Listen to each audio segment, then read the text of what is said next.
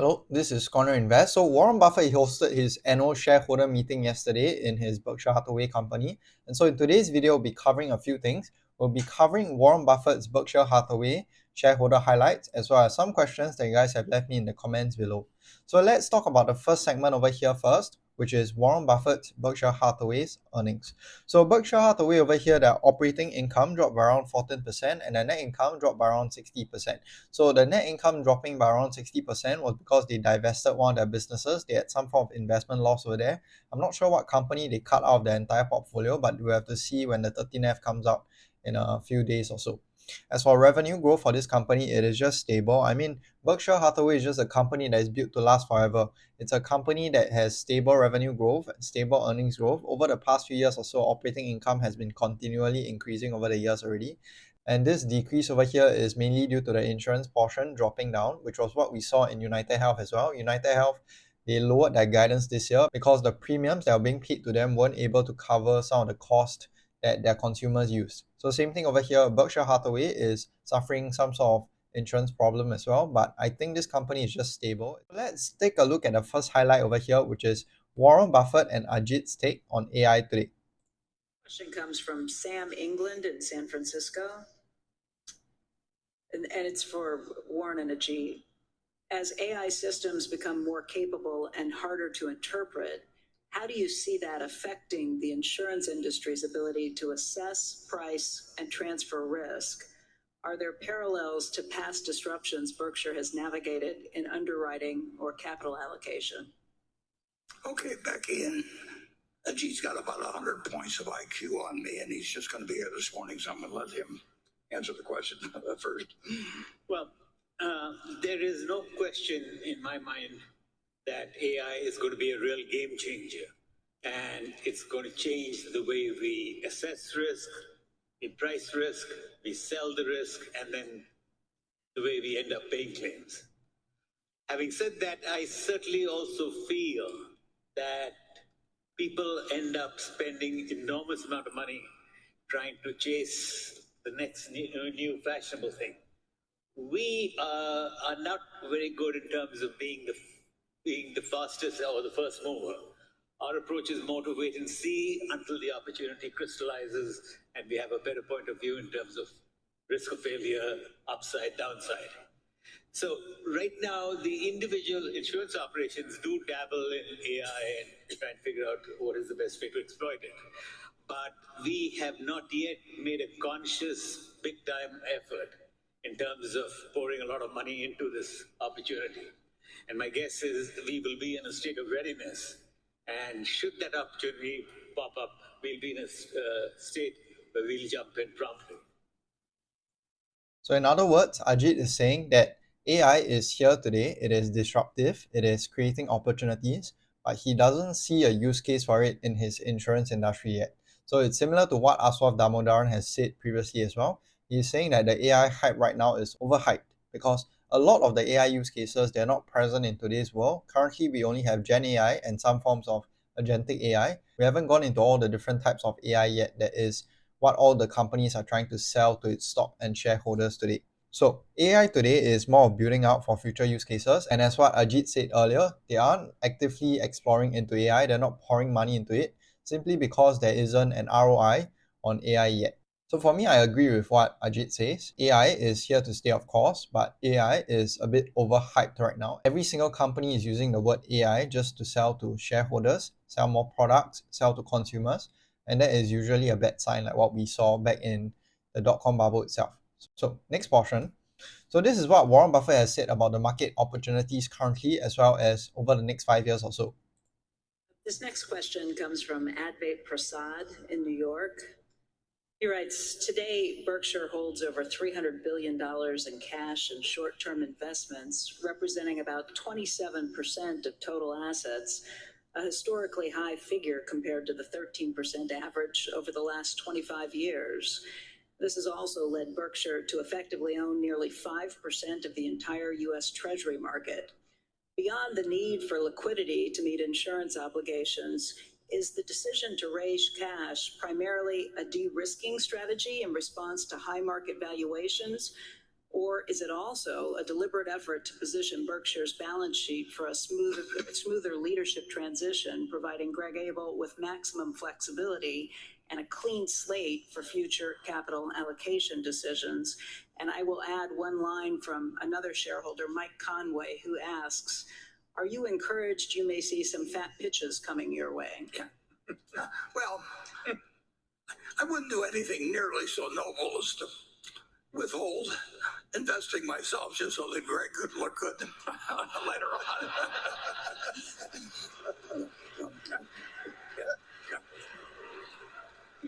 Now, if he gets any edge when I leave, I'll resent it. So the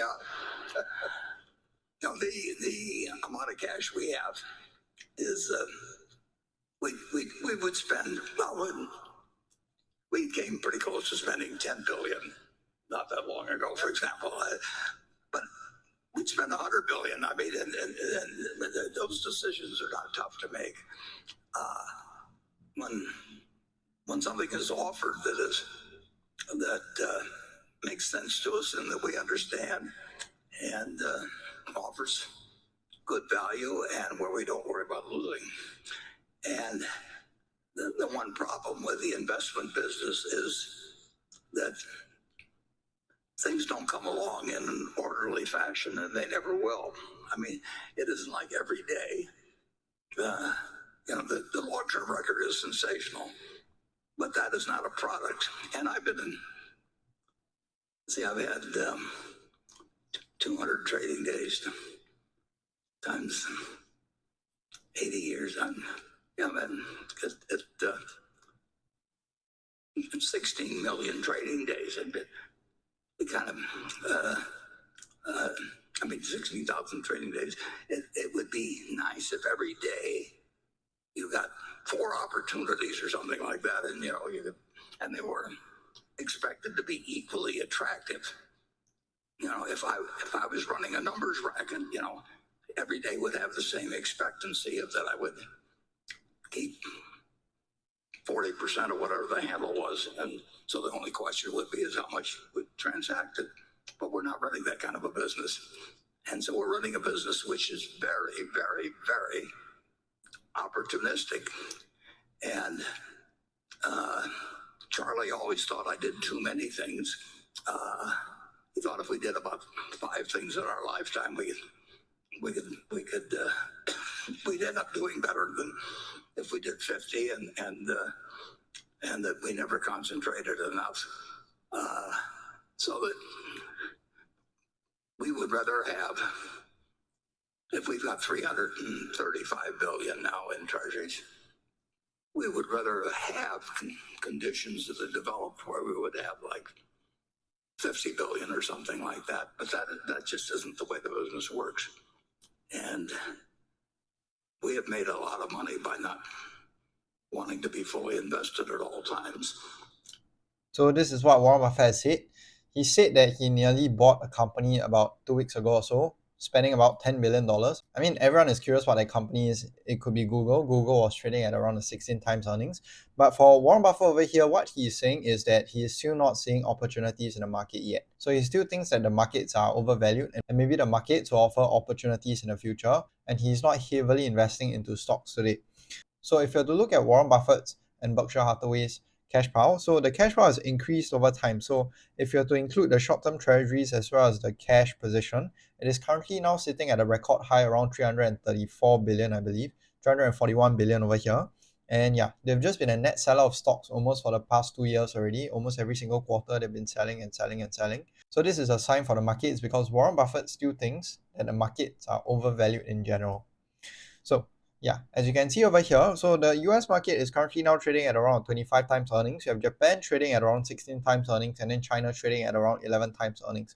So this clearly shows that the US market, although it's been on a downturn over the past 2 months or so, is still overvalued as compared to all the other companies over here. And that is why Warren Buffett hasn't actively deployed his cash position yet. We'll have to see when the 13Fs comes out in about 2 weeks or so. Next portion, it will be about Greg talking about some Japanese stocks. Mr. Buffett, Mr. Abel, and Mr. Jane. Good morning. I'm S.T. Zhang. I'm from Hong Kong. Mr. Buffett and Mr. Munger did a very good and successful investment in Japan in the past 5 or 6 years. The recent CPI in Japan is currently above 3%, not far away from its 2% target. Bank of Japan seems very determined in raising rates, while Fed, ECB, and other central banks are considering to cut them. Do you think BOJ, Bank of Japan, makes sense to proceed the rate hike? Will its planned rate hike deter you from further investing Japanese stock market or even considering to realize your current profits? Thank you very much for arranging this greatest event every year. Finally, I wish you healthy always and keep holding this shareholder meeting. Thank you.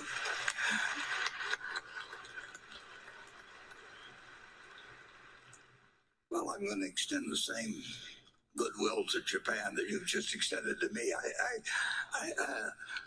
I'll let the people of Japan determine their best course of action in terms of economics. It's an incredible story, and it's been about 6 years now, as you pointed out. I was just going through a little handbook. It probably had 2,000 or 3,000 Japanese companies in it. One problem I have is that I can't read that handbook anymore. The print's too small. But and here were these 5 trading companies. They have a special name for them in Japan, but they were selling at ridiculously low prices. And so I spent about a year acquiring them, and then we got to know the people better, and everything that Greg and I saw we liked better as we went along. So we got fairly close to the 10% limit that we told the company we would never exceed without their permission. And so we did ask them recently whether that limit could be relaxed, and it's in the process of being relaxed somewhat.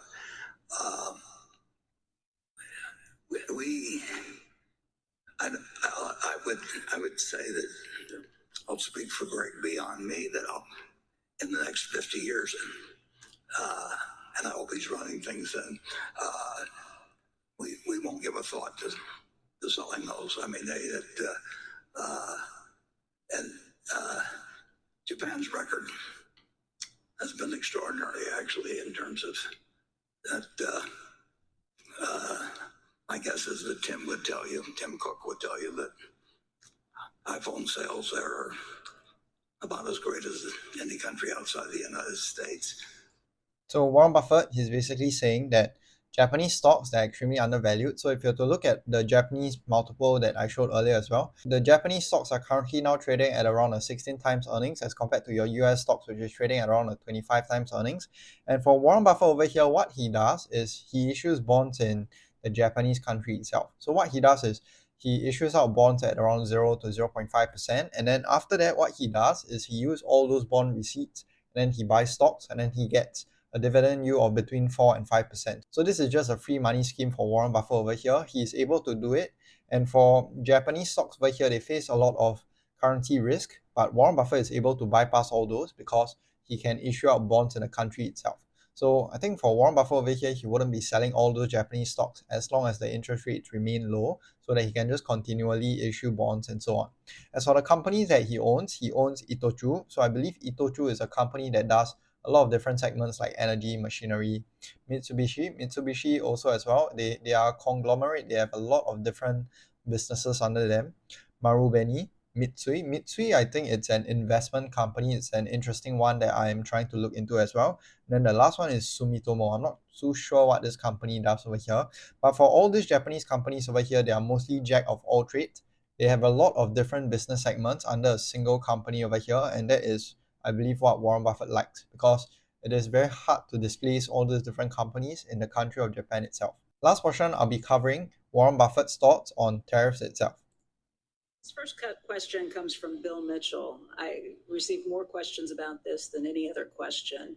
He writes, Warren, in a 2003 Fortune article, you argued for import certificates to limit trade deficits and said these import certificates basically amounted to a tariff. But recently, you called tariffs an act of economic war. Has your view on trade barriers changed, or do you see import certificates as somehow distinct from tariffs? Yeah, the import certificates were distinct, but their goal was to balance imports against exports, and so that the trade deficit would not grow in an enormous way. In fact, it would have, and it had various other provisions in it to help third world countries at that time, as they were called, to perhaps catch up a little bit. And they had a variety of aspects to them, but basically they were designed to balance trade. And I think you can make some very good arguments for the fact that balanced trade is good for the world, and the more balanced trade there is, the better.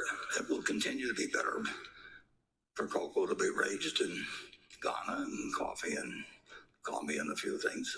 And over time, the American industry has gone from being an agricultural country. This was nothing but an ag country. I mean, virtually, and that was only 250 years ago.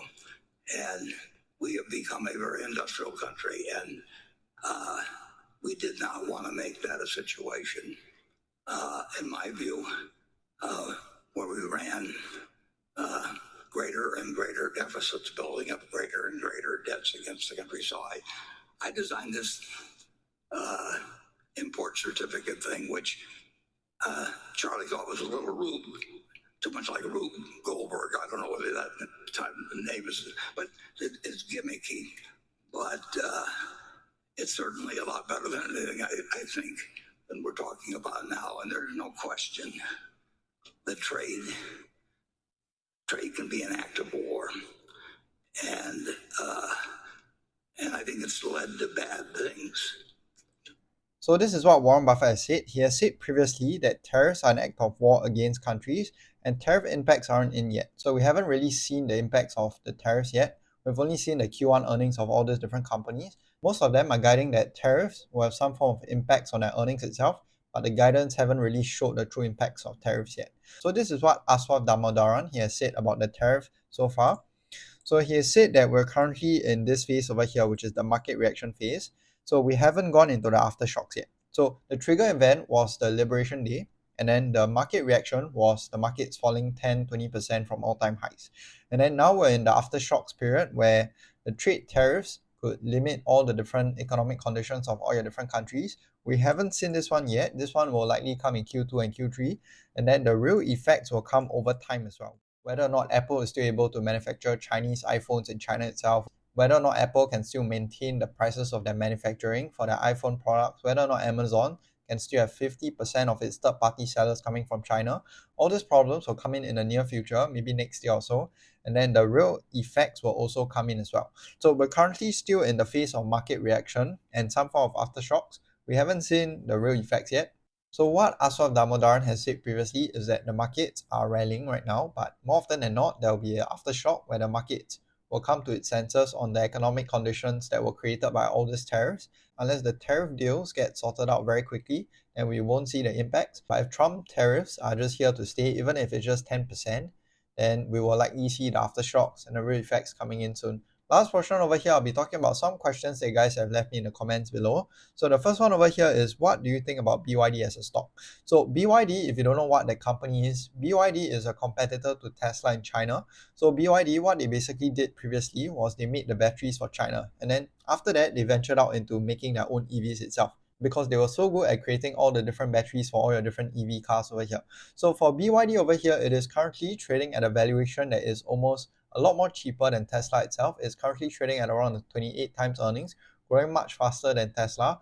But for me, I think BYD, all your different electric EV cars over here, they are facing immense competition. They are only competing on price. So if you have to look at Tesla itself, the Model Y, the Model X, all of those cars have been lowering their prices almost every single quarter, because the only way for them to compete is to compete on price, to gain more market share, which is what I don't like for all my different stocks over here. So for BYD, I am planning to sit out of this one, because they will likely compete with Tesla as well as all your different other EV companies on prices as well. And that is when your stocks and your products that they sell get commoditized. Next one over here, why buy dividend stocks from US with 30% withholding haircut? I think you should look at stocks like CNOOC, Petro China, or DBS, where you get maximum bang for buck. So I do agree with this, yes. The US stocks, they have a 30% withholding tax if you're outside of the US. And so I'm currently situated outside of the US as well, so I have to pay that 30% withholding tax, unlike a US citizen.